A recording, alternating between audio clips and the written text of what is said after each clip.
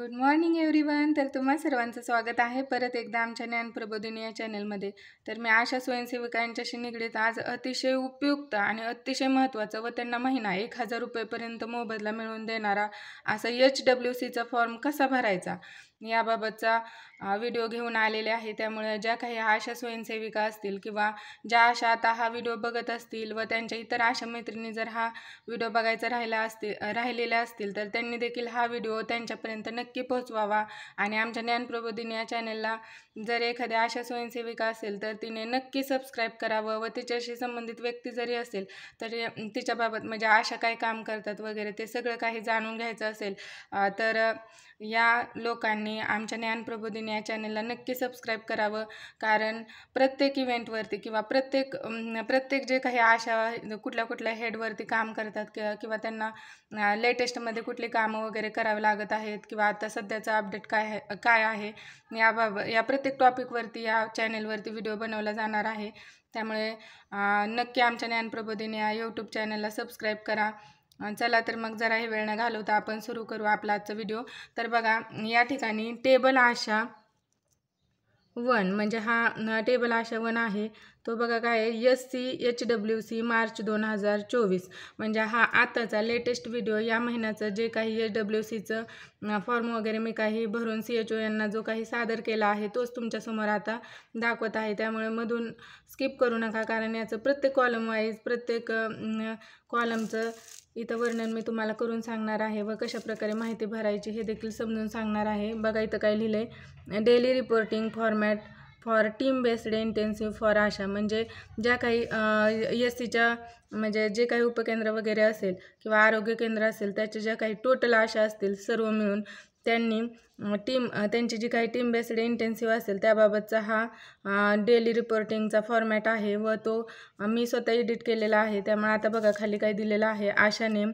तर या ठिकाणी आपण स्वतःचं नाव एडिट करायचं आहे. तर अशा प्रकारे मी माझं नाव एडिट केलेलं आहे. त्यानंतर बघा सिरियल नंबर या ठिकाणी सिरियल आहेत व इथं कुठली माहिती भरायची आहे ती इथं दिलेले आहे. त्यानंतर त्याचे महिना वाईज म्हणजे महिन्यातील जे काही दिवस असतील त्यानुसार त्यांनी इथं माहिती दिलेली आहे. तर आपण बघू शकतो की मार्च महिन्यात टोटल 31 दिवस आहेत. त्यामुळे इथं सुरुवातीला वरचं जे काही डेज आहेत तर बघा या ठिकाणी डेज असाइनमेंट इंडिकेटर्स आहेत. तर या ठिकाणी 1 2 3 4 असं जवळजवळ 31 म्हणजे हे काही मार्च महिन्याचं जे काही 31 दिवसाचं काम आहे ते 31 दिवसाचं काम आपल्याला प्रत्येक डे वाईज भरायचं आहे. तर आता बघा प्रत्येक कॉलमनुसार कसं ते काम भरायचं. तर पहिला जो कॉलम आहे तो आहे number of footfalls in the mouth म्हणजे आपल्या ज्यावेळेस आपण आपल्या एरियामध्ये विजिट वगैरे द्यायला जातो तर त्यावेळेस ज्या चॅटमेंट एरियामध्ये आपण ज्या काही विजिट देत असू त्यामध्ये जर आपल्याला असं फुटफॉल्स किंवा तोंडामध्ये अल्सर वगैरे असलेली लोक जर आढळली तर त्यांचा नंबर आपल्याला लिहायचा आहे. समजा आता आपल्याला इथं रविवारी या महिन्यात ज्या ठिकाणी रविवार आलेले असतील त्या ठिकाणी मात्र आपण अजिबात माहिती भरायची नाही आहे. तर या महिन्यामध्ये 3, 10, 17, 24 आणि 31 या तारखेला रविवार आलेले होते. त्यामुळे ते कॉलम मी पूर्ण असे रिकामे पूर्ण अशा आपण हे 3 असेल त्यानंतर 10 असेल याचा जो हा रो आहे तो पूर्णपणे मी कोरा ठेवलेला आहे. कारण आपण रविवारी विजिट वगैरे काही करत नाही म्हणून त्या ठिकाणी कुठलीच माहिती आपण इथं एडिट करायची नाही आहे.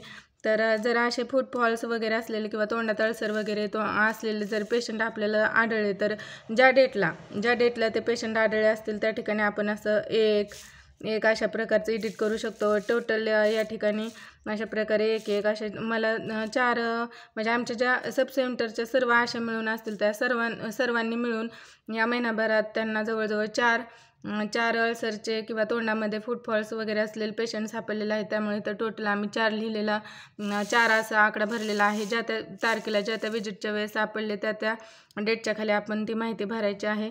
त्यानंतर बघा proportion of estimate pregnancies register in first trimester म्हणजे पहिल्या तिमाहीत ज्या काही प्रेग्नेंट वुमन आपल्याला विजिटच्या दरम्यान सापडलेल्या असतील की ज्यांना 3 महिने कंप्लीट वगैरे झाले नसतील, अशांची संख्या आपण इथं एडिट करणार आहोत. तर या ठिकाणी मी 1 तारखेला 2 व त्यानंतर बघा मला नंतर 15ला 3 म्हणजे आमचं लसीकरण महिन्यातील पहिल्या आणि तिसऱ्या शुक्रवारी होतं. त्यामुळे जास्त करून आम्ही ज्या वेळेस आमचं VHNDचं सत्र असतं त्या तारखेला आम्ही त्या प्रेग्नेंट वुमनला एडिट केलेलं आहे.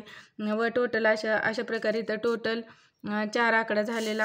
अशा प्रकारे इथं बघा 2 आणि 3 अशा प्रकारे इथं 5 इथं भरायला हवं होतं. इथं चुकून एडिट करताना 4 झालेला आहे. त्याच्यानंतर बघा त्याच्या खाली proportion of pregnant woman receive ANC as per schedule due date.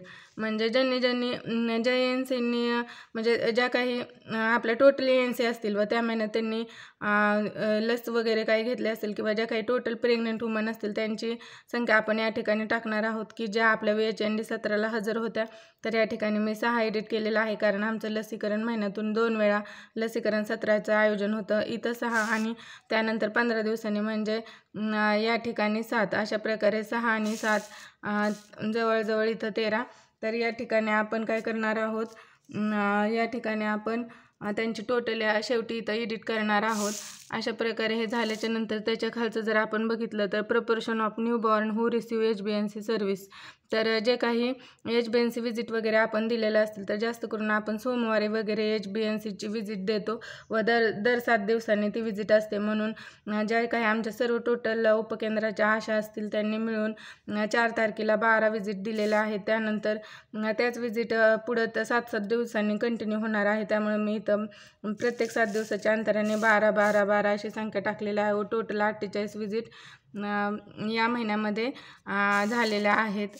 त्याच्या खालचं जर आपण कॉलम बघितला तर proportion of children up to 2 years of age who receive immunisation as per due date. म्हणजे 2 वर्षापर्यंतचे जे काही लाभार्थी असतील व त्यांचं जे काही लसीकरण पूर्ण झालेलं असेल तर त्यांची संख्या आपण टोटल इथं लिहायची आहे. म्हणजे आपल्या VHND सत्राला जे काही लाभार्थी 2 वर्षापर्यंतचे उपस्थित होते व त्यांचं वॅक्सिनेशन कंप्लीट झालेलं असेल त्यांची मी ज्या वेळी लसीकरण सत्र आहे त्यावेळी संख्या भरलेली आहे. तर पहिल्या आमच्या लसीकरण सत्रात 18 व दुसऱ्या लसीकरण सत्रामध्ये 17 असं मिळून जवळजवळ आमचं 35 एवढे इम्युनायझेशन म्हणजे 35 एवढं लसीकरण कंप्लीट या महिन्यात झालेलं आहे. त्यामुळे मी इथं 35 असा आकडा भरलेला आहे. तर proportion of individuals 30 years and above whose CBAC form was field.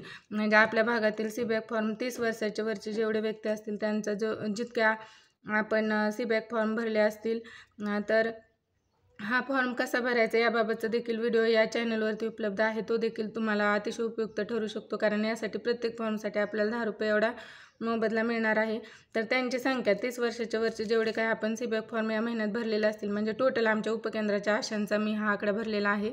तर 18, 19 त्यानंतर 20, 45 व असं टोटल मिळून जवळजवळ आम्ही 102 एवढे सीबॅकचे फॉर्म भरून या मार्च महिन्यामध्ये दिलेले आहेत. त्यानंतर तुम्ही बघू शकता की proportion of HTN patients on treatment म्हणजे जे काही हायपर टेन्शनचे पेशंट असतील व त्यांची ट्रीटमेंट वगैरे चालू असेल अशांची संख्या देखील मी या ठिकाणी म्हणजे ते तारखेवाईज आपण भरलेलं आहे की ज्या ठिकाणी ह्यांची ट्रीटमेंट चालू असेल ज्या तारखेला. तर इथं 10, 5 अशा प्रकारे टोटल 45 असे एवढे लोक की ज्यांना हायपर टेन्शन आहे ते इथं भरलेले आहे. त्यानंतर तुम्ही खाली बघू शकता proportion of individuals 30 years or above screened for hyper tension including repeat yearly scanning for hyper tension.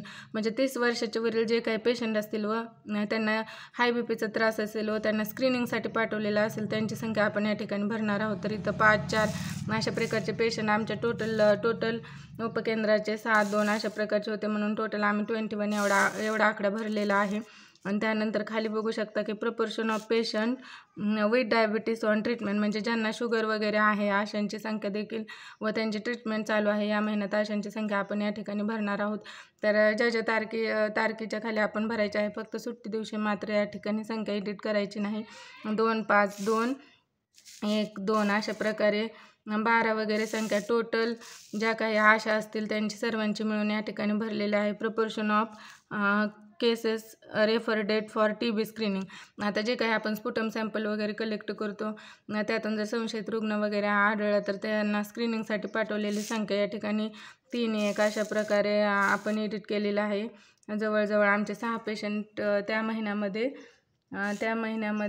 TBच्या स्क्रीनिंगसाठी पाठवलेले होते. त्यानंतर बघा proportion of cases referred for TB screening हे झालं. Proportion of presumptive TB cases examined for chest X ray, म्हणजे त्यातील जर negative वगैरे त्यांचं काही स्पुटम सॅम्पल निगेटिव्ह आलेलं असेल व त्यानंतर त्यांना जरा स्क्रीनिंगसाठी पाठवायचं असेल तर त्या पेशंटची संख्या देखील आपण व्यवस्थितरित्या एडिट करायची आहे व शेवटी इथं आकडा भरायचा आहे. तर अशा प्रकारे त्यातील पॉझिटिव्ह पेशंटना आल्याने आमच्या जवळजवळ 5 पेशंट हे स्क्रीनिंगसाठी पाठवलेले होते, त्यामुळे इथे 5 असा आकडा लास्टला आलेला आहे. त्यापुढे खाली जाऊन तुम्ही बघू शकता की patient provided palliative case services at home, इथं देखील काही आकडे वगैरे आपण एडिट करायचे आहे. त्यानंतर बघा number of patient diagnosed and refer for cataract, म्हणजे जे काही कॅटरॅक्ट सर्जरी असेल म्हणजे डोळ्याचं ऑपरेशन असेल त्यासाठी जर आपण पेशंट रेफर केलेले असतील तर त्यांची संख्या देखील आपण इथं भरायची आहेत. तर आमच्या इथं बऱ्याच प्रमाणात कॅटरॅक्ट सर्जरीचे पेशंट सापडतात व त्यांची कॅटरॅक्ट सर्जरी देखील केली जाते, म्हणून असे जे काही रेफर केलेले पेशंट असतील तर त्यांची संख्या म्हणजे मोतीबिंदू वगैरे काही त्याचं ऑपरेशन वगैरे करायचं असेल तर त्याची संख्या देखील आम्ही अशी व्यवस्थितरित्या एडिट करून इथं लास्टला त्याची टोटल भरलेली आहे. तर हे प्रत्येक महिनावाईज आपल्याला त्या महिन्याची माहिती तर भरून CHO यांना सबमिट करायची आहे. मॉनिटरिंग ऑफ हे काय आहे ते यामध्ये एवढी इथं काही नाही भरलं तरी चालते. त्यानंतर बघा HWC टेक्नो सुटेबल सर्व्हिसेस हे काय आपल्याशी संबंधित जास्त हिट नसल्यामुळे योगा वेलनेस सेशन वगैरे काही हे देखील नाही. Wellness activities held as per annual health calendar, हे काही योगा वेलनेस ॲक्टिव्हिटी काही जर अटेंड केलेले असतील तर त्याचं देखील 1-2 आकडे आपण अशा प्रकारे इथं एडिट करणार आहोत. तर त्यानंतर बघा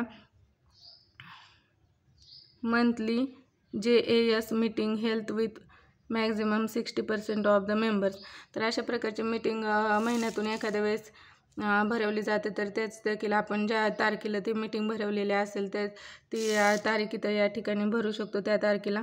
त्यानंतर VHND held against planned MOPSC to monitor at the meeting, म्हणजे जर VHNDची मीटिंग आपली कधी असेल तर आमचं VHNDचं सत्र महिन्यातून 2 वेळा असतं, त्यामुळे ज्या तारखेला असेल तर त्याची तारीख देखील आपण या ठिकाणी एडिट करून लास्टला टोटल भरणार आहोत. तर अशा प्रकारे शेवटी VHNSC हेल्ड अगेन्स्ट प्लॅन, VHNSCची मीटिंग ज्यावेळेस घेतली जात असेल व कुठला विषय वगैरे मांडला जात असेल ज्या तारखेला ही VHNSCची मीटिंग होत असेल तिथं आपण त्याची माहिती भरायची आहे. त्यानंतर खाली बघा home visit per month in the catchment area for non tribal areas minimum 20 HV days and for tribal areas minimum 10 HV days, म्हणजे ह्या विजिट आपण मोठ्या प्रमाणात देत असतो व ह्या विजिट आपण भरणार आहोत. तर टोटल आमच्या जी काही सब सेंटर असेल त्याच्या सर्व आशेंनी मिळून महिन्यातून जवळजवळ 40 अशा प्रकारे 280 विजिट या ठिकाणी दिलेल्या आहेत. त्यानंतर इथं खाली आपण इथं डेट लिहिणार आहोत आणि इथं सिग्नेचर ऑफ आशा, तर आपली सिग्नेचर वगैरे करणार आहोत. तर यानंतर बघू शकता की ह्या पहिल्या पानावरची जर ह्या टेबल 1 वरची माहिती जर आपण व्यवस्थित भरली तर टेबल 2 हा आपोआप भरून या ठिकाणी येणार आहे.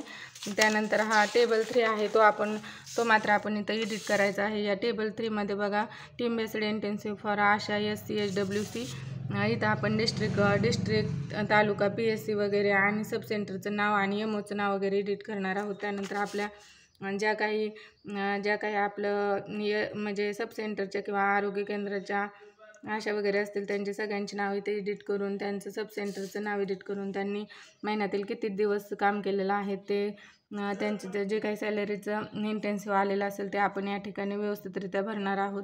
तर अशा प्रकारे हा फॉर्म जर आपण व्यवस्थितरित्या भरला व याच्यावरती MO वगैरे यांच्या सह्या CHOच्या साईन वगैरे घेऊन सबमिट केलं तर आपल्याला जवळजवळ महिन्याला 1000 रुपयापर्यंतचं इंटेन्सिव्ह या कामाचं भेटणार आहे. परंतु यामध्ये CBAC फॉर्म भरणे, परत स्क्रीनिंगसाठी लाभार्थी वगैरे पाठवणे, हे सर्व कामे आणि जे काही आपला एरिया असेल त्यामध्ये व्हिजिट करणे हे देखील खूप महत्त्वाचं आहे. हा व्हिडिओ आवडल्यास व्हिडिओला लाईक करा आणि अजून कुठल्या टॉपिकवरती व्हिडिओ हवा असेल तर तो कमेंटमध्ये नक्की पाठवा. थँक्यू.